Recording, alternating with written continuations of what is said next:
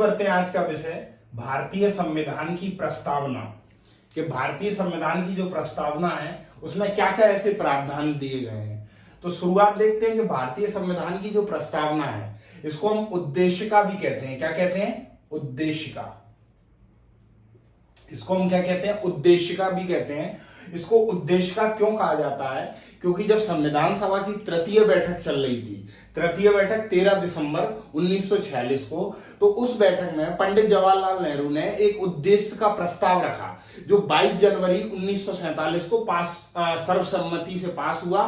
तो उस वही आधार वर्तमान प्रस्तावना का आधार बना। ठीक है, तो प्रस्तावना में कुछ ये अमेरिका और ऑस्ट्रेलिया लिखा है, इसके बारे में देख लीजिए पहले कि प्रस्तावना जो प्रभावित है वो कहां से है? अमेरिका से प्रभावित।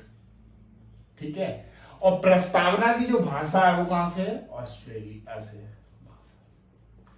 तो अब प्रस्तावना को हम थोड़ा सा देखते हैं कि हम भारत के लोग भारत को संपूर्ण प्रभुत्व संपन्न समाजवादी पंथ निरपेक्ष लोकतंत्रात्मक गणराज्य बनाने के लिए ऐसे ऐसे करते करते 26 नवंबर 1949 को नीति मार्गशीर शुक्ल सप्तमी 2006 विक्रमी को संविधान को अंगीकृत अधिनियमित आत्मर्पित करते हैं। तो इस तरीके से प्रस्तावना लिखी है।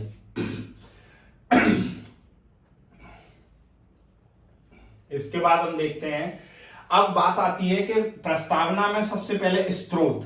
प्रस्तावना में स्रोत क्या है? हम भारत के लोग। हम भारत के लोग से तात्पर्य क्या है? हम से तात्पर्य है मैं और तुम। इसमें क्या था? मैं कौन थे? संविधान सभा के जो सदस्य थे वो खुद को मैं कह रहे हैं, और तुम किसको कह रहे हैं? वो संपूर्ण जनता को, कि मैं और तुम मिलकर हम भारत के लोग। यहां पर ये डेफिनेशन इसकी है। कहने का मतलब कि संविधान निर्माण में जो अंतिम सत्ता है, संविधान निर्माण करने वाली जो अंतिम सत्ता है वो जनता है। अंतिम स्रोत कौन है? जनता है। तो हम भारत के लोग। इसके बाद संपूर्ण प्रभुत्व संपन्न समाजवादी पंथ निरपेक्ष लोकतंत्रात्मक गणराज्य। ये पांचों चीजें क्या हैं? देश की प्रकृति कैसी होगी, देश का स्वभाव, देश की प्रकृति कैसी होगी, देश कैसा होगा? तो देश कैसा होगा? संपूर्ण प्रभुत्व संपन्न। संपूर्ण प्रभुत्व संपन्न से मतलब क्या है? कि भारत पर किसी अन्य देश का राज नहीं होगा। भारत के सभी राज्य क्षेत्र, भारत का जहां तक भारत का क्षेत्र फैला है वहां पर भारत सरकार का शासन होगा, वहां भारत का शासन होगा। भारत किसी अन्य देश के अधीन कार्य नहीं करेगा। ये हमने संपूर्ण प्रभुत्व संपन्न क्यों लिखा? क्योंकि हम गुलामी से आजाद हुए थे, ब्रिटेन से आजाद हुए थे, इसलिए हमने स्पष्ट बोला है कि भारत कैसा होगा? संपूर्ण, पूरे रूप से प्रभुत्व, खुद का स्वामी संपन्न होगा। इसके बाद समाजवादी। देखिए, समाजवादी शब्द 42वें संविधान संशोधन 1976 द्वारा जोड़ा गया है। समाजवादी शब्द कब जोड़ा गया? 42वें संविधान संशोधन 1976 द्वारा। समाजवादी शब्द क्या कहता है? कि देश के जो आर्थिक संसाधन है उस पर सरकार का नियंत्रण होगा तथा उसका बंटवारा कैसा होगा? सार्वजनिक हित में होगा, सार्वजनिक होगा। उसका बंटवारा समानता के आधार पर होगा।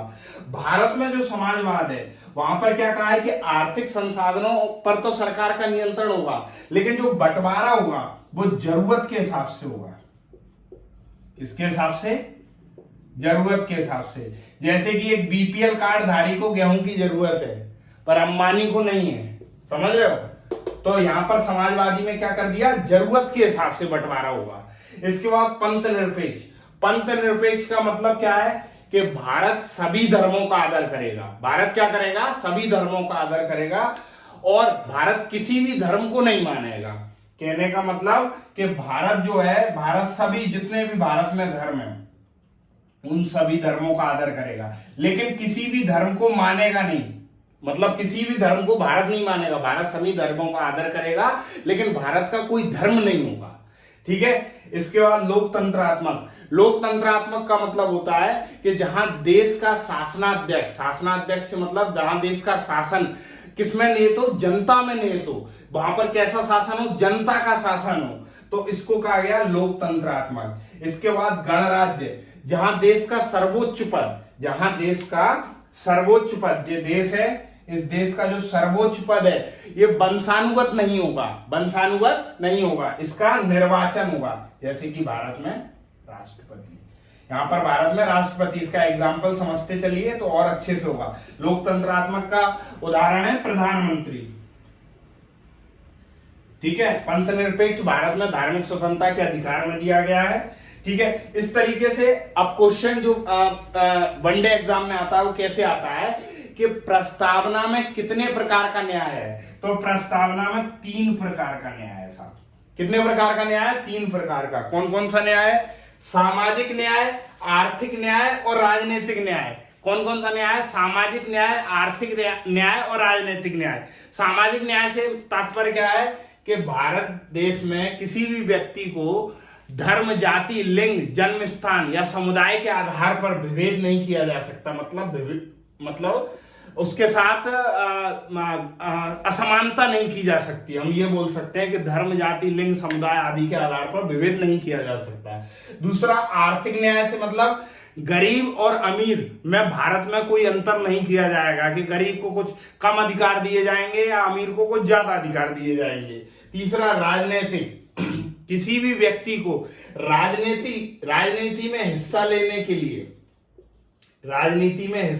के लिए समानता का व्यवहार किया जाएगा, मतलब उसमें कोई भेदभाव नहीं किया जाएगा कि किसी को राजनीति में हिस्सा अधिक दे दिया और किसी को कम दिया। तो न्याय क्वेश्चन अधिकतर सिर्फ ये आएगा कि न्याय कितने प्रकार का दिया है, तो न्याय 3 प्रकार का दिया है, ठीक है। प्रकृति कैसी है? देश की प्रकृति कैसी होगी? संपूर्ण प्रभुत्व संपन्न होगी, समाजवादी होगी, पंथ निरपेक्ष होगी, लोकतंत्रात्मक होगी और गणराज्य होगी। गणतंत्रात्मक या गणराज्य। यहां पर समाजवादी शब्द हमने कहां से लिया था? 42वें संविधान संशोधन 1976। समाजवादी शब्द जो है ये कहीं ना कहीं रूस की क्रांति से प्रभावित है। कहां की क्रांति से प्रभावित है? रूस की, ठीक है। और पंथ निरपेक्ष शब्द भी हमने कहां से लिया? 42वें संविधान संशोधन 1976। तो क्वेश्चन ऐसे भी बनता है कि इनमें से कौन सा शब्द मूल प्रस्तावना में नहीं था। तो ये 3 शब्द हैं जो प्रस्तावना में नहीं थे। ये कब जोड़े गए? 42वें संविधान संशोधन 1976 द्वारा। कब जोड़े गए? 42वें संविधान संशोधन 1976 द्वारा। अब इसके बाद जब अगला क्वेश्चन बनता है तो इसमें बोला गया है कि स्वतंत्रता, तो स्वतंत्रता कितने प्रकार की है? तो स्वतंत्रता 5 प्रकार की है। जो नागरिकों को स्वतंत्रता दी है वो कितने प्रकार की है? 5 प्रकार की है, ठीक है। काय काय की स्वतंत्रता? विचार की, अभिव्यक्ति की, विश्वास की, धर्म की और उपासना की। काय काय की है? विचार की है, अभिव्यक्ति की है, विश्वास की है, धर्म की है और उपासना की। विचार मतलब व्यक्ति अपने विचार प्रस्तुत कर सकता है, ठीक है। जैसे आजकल देखते नहीं आप, ट्विटर पे या ऑनलाइन प्लेटफॉर्म पे व्यक्ति अपने विचार प्रस्तुत कर सकता है, ठीक है। तो विचार की स्वतंत्रता है, ठीक है। दूसरा, अभिव्यक्ति की स्वतंत्रता। अभिव्यक्ति की स्वतंत्रता से मतलब कि देश में किसी को भी बोलने का अधिकार है, देश में किसी को भी कुछ बोलने का अधिकार है, बस शर्तें सीमित है वो। मतलब कि वो किसी के लिए ऐसा नहीं कि कुछ उल्टा ही बोल दे तो उसका फिर उल्टा प्रभाव पड़ेगा। तो अभिव्यक्ति की स्वतंत्रता। फिर विश्वास, व्यक्ति को किसी भी धर्म, संप्रदाय आदि में विश्वास रखने की स्वतंत्रता है, किसी पार्टी में विश्वास रखने की स्वतंत्रता है। जैसे किसी का कांग्रेस पर विश्वास है, किसी का बीजेपी पे, किसी का बीएसपी पे, तो विश्वास की स्वतंत्रता। फिर धर्म की स्वतंत्रता, व्यक्ति को किसी भी धर्म को अपनाने की स्वतंत्रता है तथा किसी भी धर्म को त्यागने की स्वतंत्रता है, ठीक है।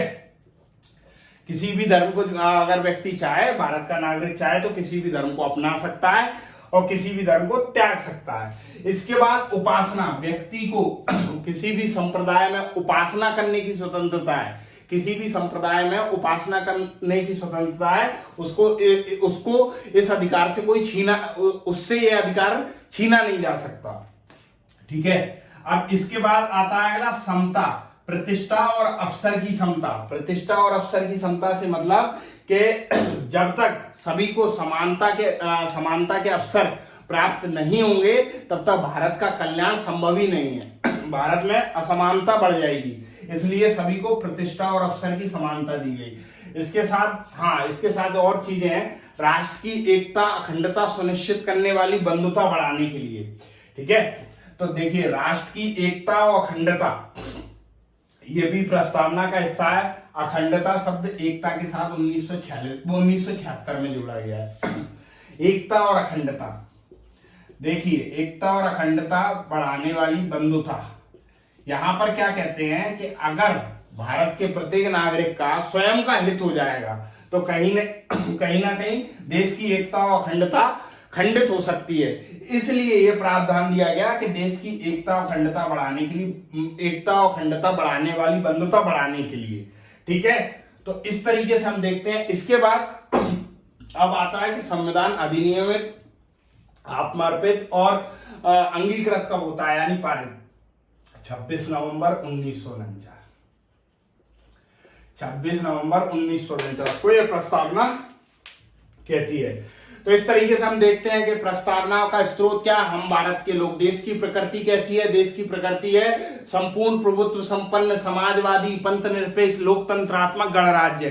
ठीक है, इसके बाद हमने अगली बात करते हैं न्याय की। न्याय कितने प्रकार के हैं, 3 प्रकार के, सामाजिक, आर्थिक, राजनीतिक न्याय।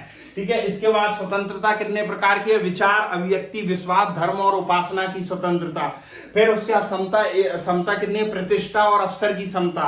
इसके बाद अगर हम देखते हैं कि 42वें संविधान संशोधन द्वारा समाजवादी शब्द जोड़ा गया, पंथ निरपेक्ष शब्द जोड़ा गया और अखंडता शब्द जोड़ा गया। 42वें संविधान संशोधन 1976 द्वारा। प्रस्तावना जो है वो अमेरिका के संविधान से प्रभावित होकर ली गई और इसके साथ साथ इसकी भाषा ऑस्ट्रेलिया से ली गई। इसे क्या कहा गया, उद्देशिका भी कहा गया। ठीक है, अब इसके बाद चलिए तो अब बात करते हैं प्रस्तावना से संबंधित और प्रश्न कैसे कैसे आते हैं। प्रस्तावना में क्या क्या वाद विवाद चला, क्या क्या वाद विवाद चला। तो सबसे पहले तो प्रस्तावना में आपको यह देखना होगा कि प्रस्तावना संविधान निर्माण के अंत में बनी। तो शुरुआती दौर में एन के गोपालनवाद मामला आया 1950। एन के गोपालनवाद जो मामला था 1950, इसमें इसने कह दिया कि संविधान का अंग प्रस्तावना नहीं है, अंग नहीं है, प्रस्तावना संविधान का अंग नहीं है। ठीक है, ये विवाद चला। फिर बेरूवाड़ीवाद 1960। बेरूवाड़ीवाद 1960 में क्या होता है, ये तो बोलते हैं कि संविधान निर्माताओं के मन की बात प्रस्तावना है, परंतु ये स्वीकार नहीं करते। तो इन्होंने भी क्या कह दिया कि प्रस्तावना संविधान का अंग नहीं है।